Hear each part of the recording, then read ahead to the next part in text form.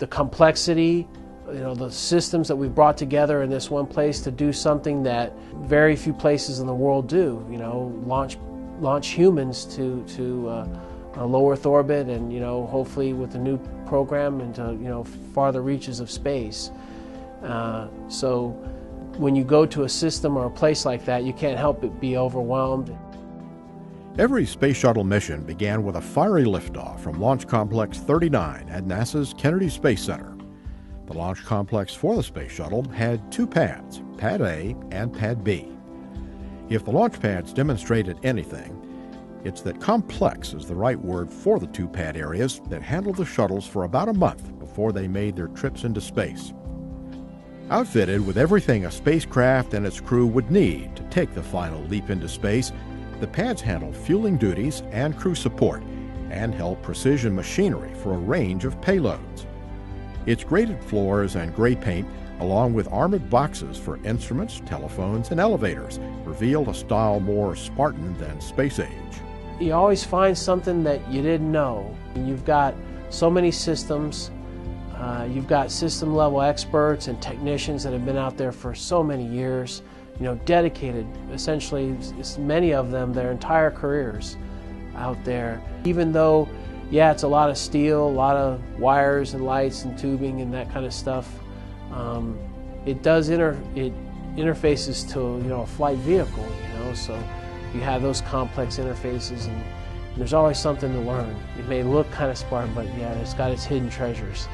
The launch pad and all its fittings were built to withstand the brute force of a launch, which would rattle the pad with intense fire, corrosive exhaust, and thunderous sound waves.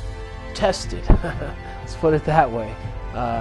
There's a tremendous amount of force that gets placed, liftoff on the structure, on the mobile launch platform, the MLP, heat, acoustics. Each pad featured a shallow slope concrete pyramid about 40 feet high with a flame trench carved through the middle to channel exhaust away during launch. The launch pads were first built for the Saturn V rockets of the Apollo program. Back then, the launch complex did not have any permanent service towers because the support structure was on a mobile launch platform and traveled with the rocket to the pad. It's an element of the history, to think back and to stand in places where people were launched to the moon. That has a real place for me. For Shuttle, a pair of support structures called a fixed service structure, or FSS, and a rotating service structure, or RSS, were built at the pad and would remain there for all 30 years of flights. Both structures carried wiring and other infrastructure needed to support and protect the space shuttle for weeks at a time. A shuttle stack, meaning an orbiter attached to an external fuel tank and a pair of solid rocket boosters, would move to the launch pad about a month before liftoff. The shuttle was connected to networks of data cables, water lines, and the fueling system. Unless you were out there when the workers and technicians and engineers were out there, it's hard to capture the elements of these people working together as a team, doing complex tasks, complex jobs, with a vehicle there that's just loaded with solid propellant. It could be dangerous as heck, it really is. And they did it routinely and made it safe. There's also a bathroom, complete with stainless steel fixtures instead of brittle porcelain. When we do give give some tours up there, or groups come up there, I always point out that that's the last toilet on Earth.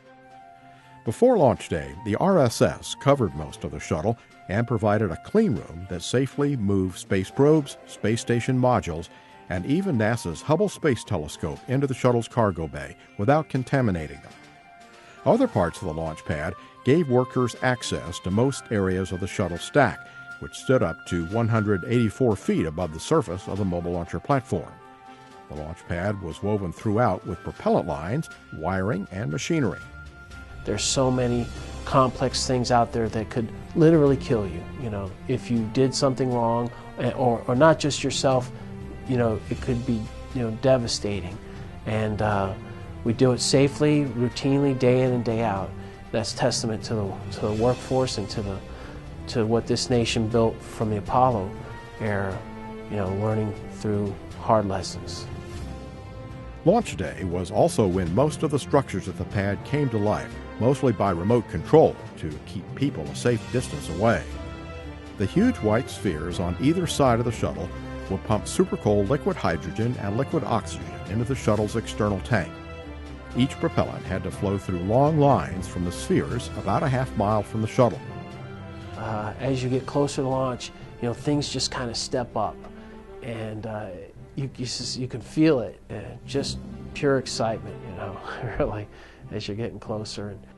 The last people at the pad on launch day were the astronauts.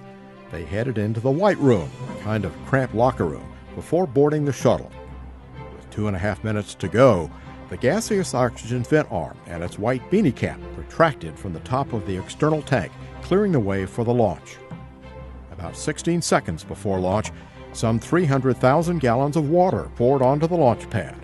Though what might seem to be done to protect against the blazing fire, the water was actually for sound suppression to dampen the vibrations produced by 7 million pounds of thrust. The fire and thunder would produce a show unlike any other. Go for main engine start. We have main engine start. 2, 1. Booster ignition and the final liftoff of Discovery. A tribute to the dedication, hard work, and pride of America's space shuttle team. The shuttle has cleared the tower.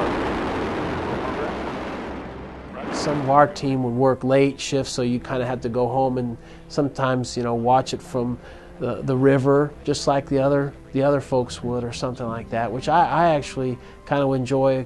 If I couldn't make it into center in time, just kind of being out there with the general public and everything like that. Just sit back and watch the kids and people enjoy a beautiful launch. It's part of my joy, I guess. Now that the space shuttle is retired, the pads are being prepared for another transition. The structures that marked the space shuttle era have been removed from Launch Pad 39B, so it can handle several different types of launchers that are expected to make up the next generation of space exploration. Pad 39A, the starting point for some of NASA's most famous flights, including Apollo 11 and the first and last shuttle flights, will look as it did during the shuttle years for the near term, echoing the thundering success of the space shuttle program.